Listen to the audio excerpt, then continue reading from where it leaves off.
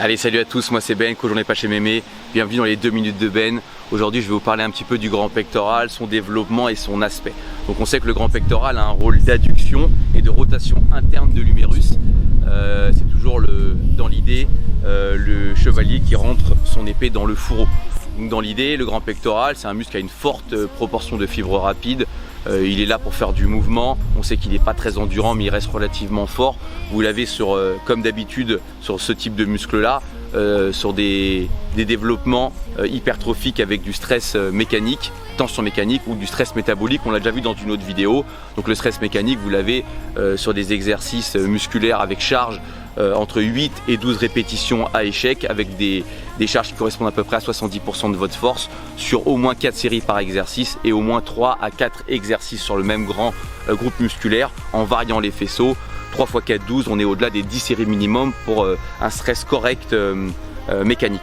Ensuite, vous l'avez aussi de temps en temps en plaçant des cycles de stress métabolique, où là vous l'avez sur des séries beaucoup plus longues, 20-30 répétitions, 20 à 30 répétitions, 30% de sa force et à peu près 30 secondes de récupération sur pareil 4 séries par exercice et au moins 3-4 exercices, de façon en fait à congestionner, à tétaniser ce muscle. L'idée c'est qu'en fait on manque d'oxygène, on mouille le maillot et en fait on fait l'accumulation de ce qu'on appelle des métabolites au niveau musculaire, c'est-à-dire tous les déchets dus à l'utilisation du glycogène lors de l'effort. Ça c'est le développement. Alors par contre j'ai une autre question qui revient et on me dit le pec, j'arrête pas de le travailler, je le travaille 2-3 fois par semaine et je me rends compte qu'en fait il a tendance à être un petit peu galbé mais tout rétracté. Il n'occupe pas de place au niveau de la cage thoracique, il ne fait pas rectangulaire. Alors vous avez une génétique qui fait que le muscle est plus ou moins rond, mais à part ça c'est tout simplement parce qu'il y a un déséquilibre musculaire.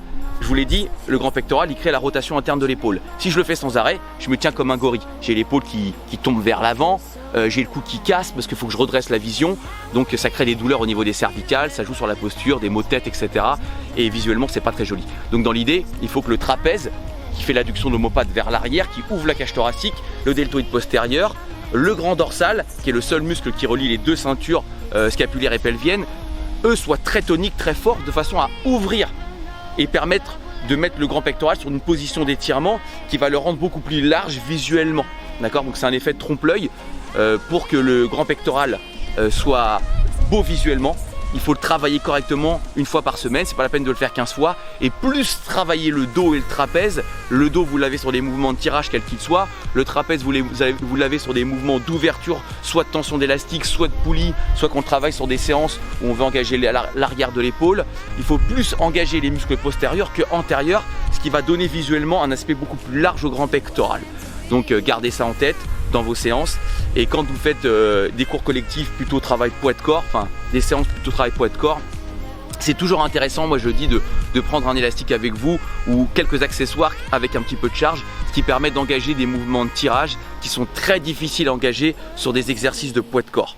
Donc essayez de garder ça en tête et on se revoit pour une prochaine vidéo. Allez, salut! I want you to show me how to get to know